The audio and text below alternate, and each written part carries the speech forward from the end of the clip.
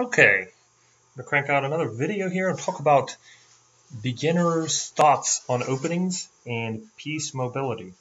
Now, there are famous openings. Openings have been studied more than any other aspect of chess, just because there there are a few sets of moves that are combinations that just really work well and generate a very good position in the beginning parts. Now, for every good opening, there's a good counter, and if you get a chess engine out and you look at them playing and have the two computers playing each other, you can see them and you can see what they're doing to counter such things.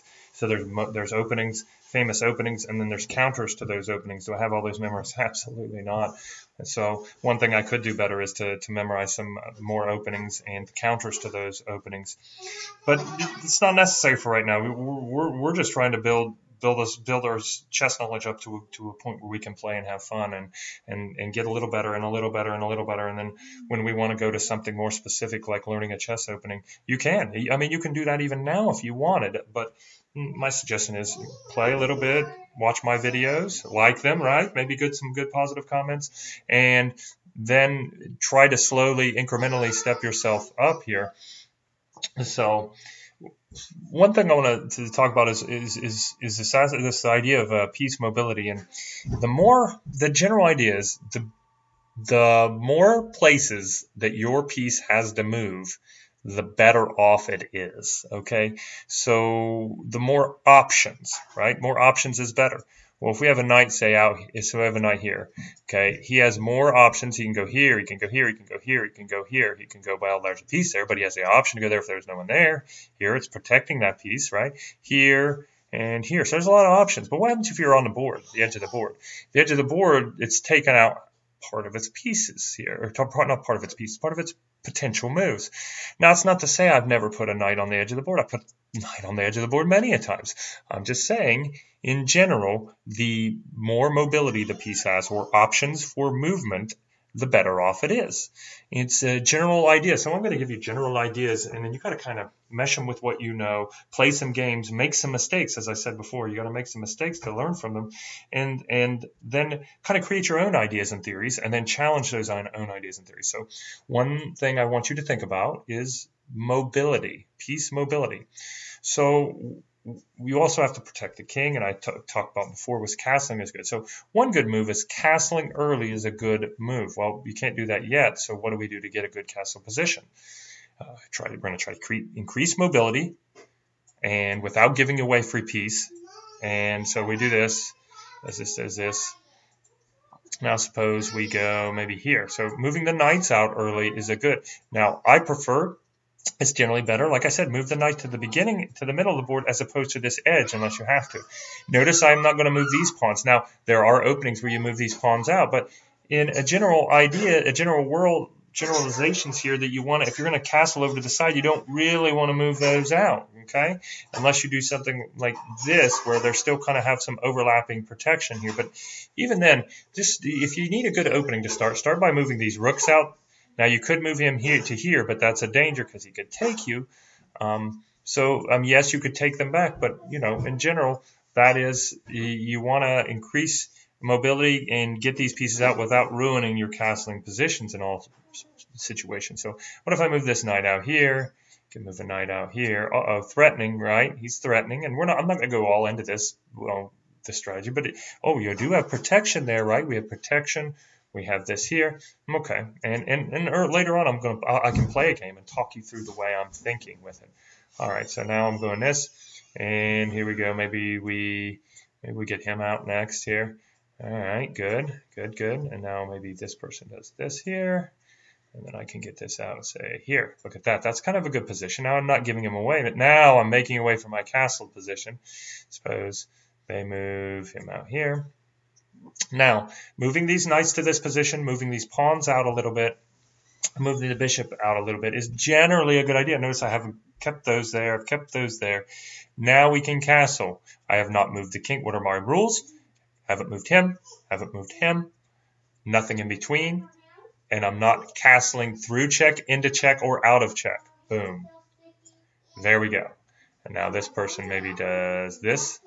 That's called a pin, which I'll talk about later, because I can't move this away. Oh no, because you're going to get your queen taken. So if you could, and as my previous video, if you could trade a bishop for a queen, wow, black would love that. White would hate it, because how much points is white giving up? 9. How many are you giving up? 3. That's a great deal for black. Terrible for white. 3 versus 9, so a 6-point differential. So this right here would be a pin. The knight is pinned to the queen here, so it's like pinned. Now, generally speaking, you have the king here. That's even, that you absolutely can't move the knight away. Then he's pinned for sure there. So I kind of still, you can have a pin on a queen, because the queen's a very valuable piece. So it's not a true pin, because you are still allowed to move this away, but I still call it a pin. All right, so now we have this. So we've gotten ourselves, White's gotten himself in a pretty good, or her, into a pretty good situation here. So you got castle, you have some pieces out, you have some mobility with here. See this mobility, You got some knights and this more to the center, and we're doing something that I haven't talked about before, trying to get center control. Center control is where you have a lot of protected pieces in the center, and you're kind of controlling the game. And it's not an easy thing to decide, because look, they have some pretty good center position too. So it's not, White does not have an overwhelming center control here. It's pretty even. I would say it's pretty equal center control position. But we want to battle. The battle for the center is important in this game. And I'm not saying that you can't move these, and I'm not saying you can't move these, or there would be situations. But I am loath to make a move with these pieces here in front of your castle position. Like, you could do this. Oh, I'm going to scare him away. Well, yes, and I have done that in the past, but generally I try not to move these. When I say generally, I mean there's change. Only a Sith deals in absolutes, right? That was a good Star Wars quote. But these pieces, you gotta just. There are times you have to move them, but in general, I try to keep the wall of protection here as long as possible.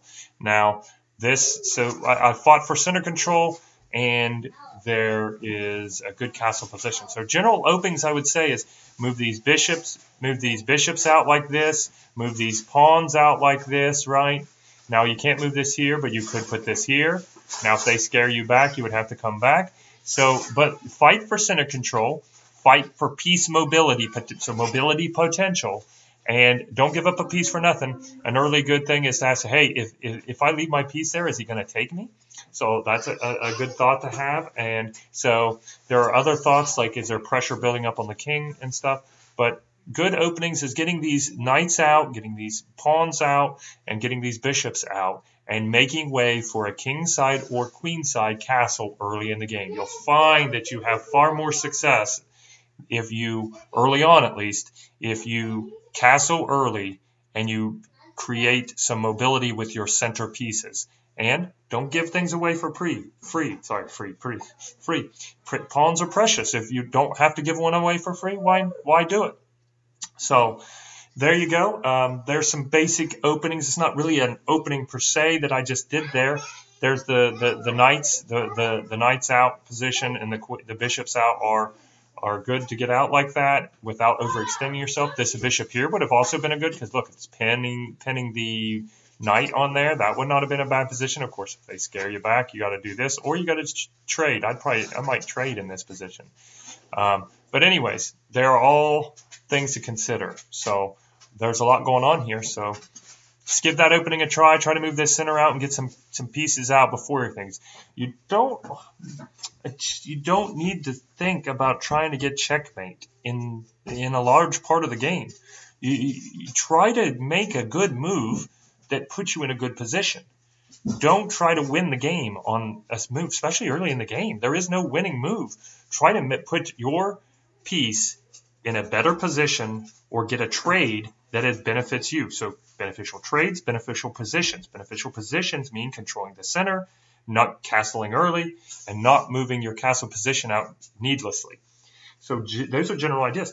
Try to control the center with some patience, create more mobility, have overlapping protection with your pieces, castle early, and don't get your queen out. That's the one I haven't talked about yet. Don't get your queen out too early. That's one of the 7 deadly mistakes, is getting your queen out too early.